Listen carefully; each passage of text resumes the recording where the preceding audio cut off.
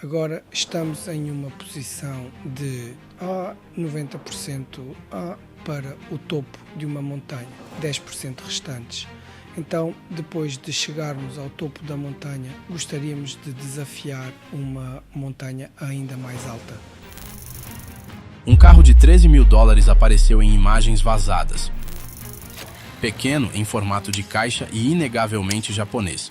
Mas o verdadeiro choque, ele não era elétrico. Por trás desse design modesto se esconde o movimento mais ousado que a indústria automotiva japonesa fez em décadas, um que pode abalar o império da Tesla. O boato que desafiou a lógica. Tudo começou com um lampejo, um clipe de 15 segundos perdido entre milhões. Uma silhueta granulada de um carro em forma de caixa cortando as ruas estreitas de Tóquio. Uma legenda dizia que o Japão estava preparando um carro tão barato e eficiente que poderia acabar com a obsessão global por veículos elétricos. Em poucas horas, a internet pegou fogo. Montagens no TikTok exageraram o mistério. Fóruns no Reddit se encheram de manchetes japonesas meio traduzidas e esboços de engenharia especulativos. Alguns juravam que era um projeto patrocinado pelo governo para defender a supremacia automotiva japonesa. Outros garantiam que era um protótipo secreto da Mitsubishi, o renascimento de uma ideia esquecida programada para 2026. Mas, em meio ao frenesi, reinava o silêncio onde deveria haver confirmação. Sem comunicados de imprensa, sem registros de patente, nenhuma pista oficial da Mitsubishi ou do Ministério dos Transportes do Japão. O boato ganhou vida própria, um fantasma digital que se recusava a desaparecer. E por trás desse fantasma havia uma pergunta que nem os engenheiros da Tesla, nem os céticos do Japão conseguiam responder. Por que uma das nações mais tecnologicamente avançadas do mundo apostaria novamente em gasolina? O amor do Japão pelo pequeno.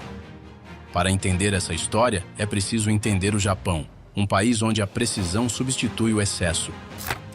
Em Tóquio, espaço é ouro. As ruas são estreitas, os estacionamentos parecem quebra-cabeças e cada centímetro de terra é calculado como um tabuleiro de xadrez. Aqui, um carro grande não é um luxo, é um incômodo. Então, o Japão criou um novo tipo de veículo, o Kei-Car.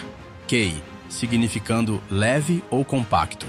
Nascidos das cinzas da reconstrução pós-guerra, esses carros minúsculos se tornaram uma tábua de salvação para milhões. O governo ofereceu incentivos fiscais, seguros mais baratos e leis de estacionamento mais flexíveis para quem dirigisse um. A ideia não era restringir as pessoas, era libertá-las dos custos e do caos das cidades modernas. Com o tempo, o Kei-Car evoluiu para algo cultural. Não era apenas um meio de transporte, virou símbolo da engenhosidade japonesa, a prova de que um bom design não precisa ser espalhafatoso. De trabalhadores a famílias, de estudantes a donos de lojas, todos encontraram seu espaço dentro dessas máquinas compactas. E entre elas, um nome se destacou discretamente. Um nome que ressurgiria décadas depois como o retorno mais surpreendente do Japão: Delica. O legado da linha Delica. Muito antes da internet sussurrar sobre um carro de $13.000, a Mitsubishi já havia escrito sua lenda, em aço e utilidade. A história começou em 1968, quando a primeira Mitsubishi Delica chegou às estradas japonesas. Um híbrido entre caminhonete e van familiar foi criada para um país em movimento. Agricultores, comerciantes e famílias que precisavam de um veículo que carregasse tudo e todos. Era compacta, mas destemida. Subia estradas de montanha e atravessava vilarejos de pescadores onde veículos maiores ficavam presos. Com o tempo, a Delica se tornou sinônimo de resistência. O carro que trabalhava tanto quanto quem o dirigia. Mas nos anos 90, as cidades japonesas haviam mudado. O espaço era mais apertado, o combustível era precioso e a população queria um companheiro menor para o dia a dia urbano. A resposta da Mitsubishi foi a Delica Mini, 1996 a 1999. Uma versão classe K de sua van icônica. Mantinha o mesmo espírito. tração nas 4 rodas, bancos modulares e praticidade condensada em 3,4 metros de eficiência. A Delica Mini não era só uma van menor, era uma afirmação de que robustez podia existir em um formato compacto. E nessa filosofia, nasceu silenciosamente o projeto da revolução da Mitsubishi para 2026. O renascimento de 2026. Em 2026, praticamente todas as grandes montadoras tinham apostado na eletrificação. A Tesla construía gigafábricas em vários continentes. Volkswagen e Toyota haviam prometido linhas totalmente elétricas para a próxima década. Parecia inevitável, o motor a combustão era coisa do passado, mas a Mitsubishi discordava.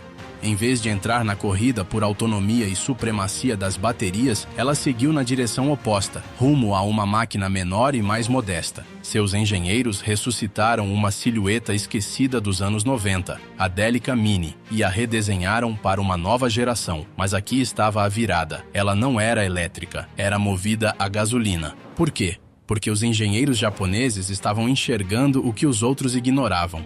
Mesmo em 2025, mais de 60% dos motoristas no mundo ainda não tinham acesso a uma infraestrutura de recarga confiável. No interior do Japão, no Sudeste Asiático, em partes da África, a eletricidade era instável, mas gasolina havia em todo lugar. Então a Mitsubishi não construiu um carro para tendências, construiu um carro para a vida real, um microveículo que abastece em minutos. Custa menos da metade de um elétrico e dura 15 anos sem a dor de cabeça da troca de bateria. Enquanto os outros corriam atrás do futuro, a Mitsubishi projetava silenciosamente algo mais perigoso, uma revolução prática. E por trás de seu exterior modesto, ela escondeu décadas de sabedoria em engenharia esperando a hora de ressurgir.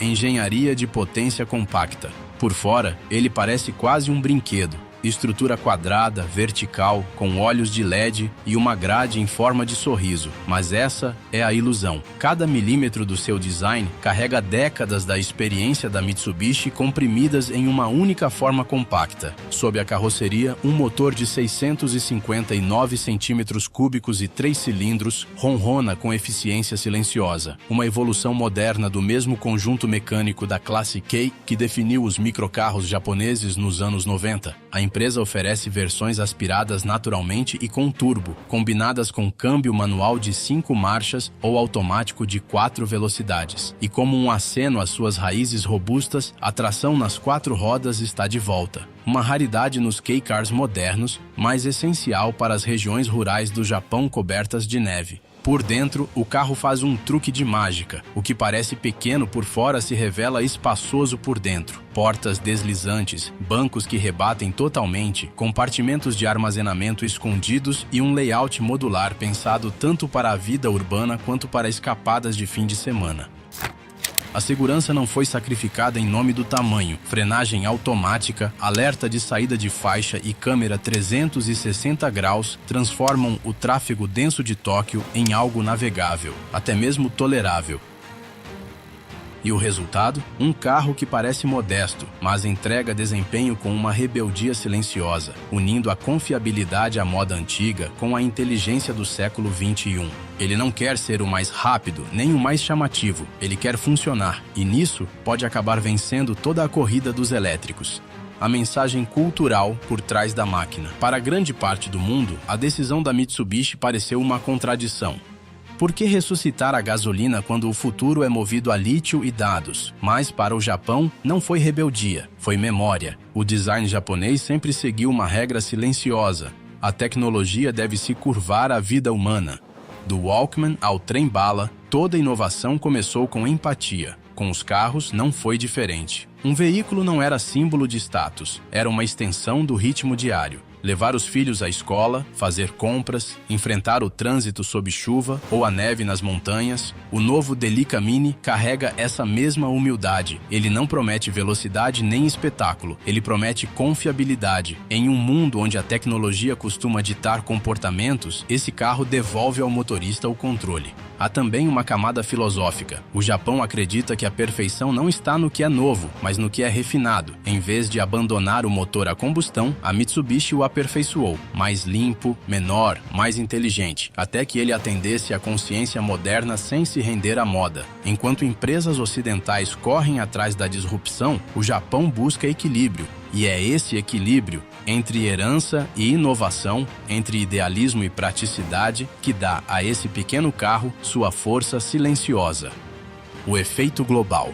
Quando a notícia do Kei-Car, a gasolina da Mitsubishi, ultrapassou as fronteiras do Japão, a reação foi de descrença. Analistas chamaram de retrocesso. Instituições ambientais descartaram como saudosismo. Mas os números contavam uma verdade mais silenciosa. Em 2025, mais da metade do mundo ainda não tinha infraestrutura confiável para veículos elétricos. E os materiais para baterias estavam ficando mais raros, não mais baratos. Foi por isso que as ondas começaram. Primeiro na Ásia, depois na Europa.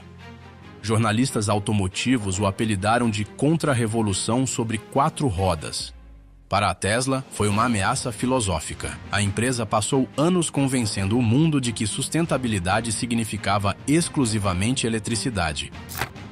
Agora, uma minivan de $13 mil provava que sustentabilidade também podia significar longevidade, eficiência e acessibilidade, valores que os veículos elétricos muitas vezes deixavam de lado. Outros fabricantes começaram a prestar atenção. A Toyota revisitou sua linha de híbridos. Suzuki e Daihatsu voltaram a explorar micromotores ultra-eficientes. A Mitsubishi não tinha apenas lançado um carro, ela reabriu um debate que a indústria achava encerrado. Porque, no fim das contas, progresso não é apagar o passado, é refiná-lo. E esse pequeno carro japonês lembrou o mundo de que o caminho para o futuro ainda pode ser movido a gasolina, só que de um jeito muito mais inteligente. Num mundo que corre rumo ao silêncio e às telas, o Japão construiu algo mais ruidoso em espírito, um carro pequeno que ousa questionar o futuro. O Delica Mini de $13 mil não está desafiando o progresso, está redefinindo ele, provando que a inovação começa onde a necessidade nunca acaba.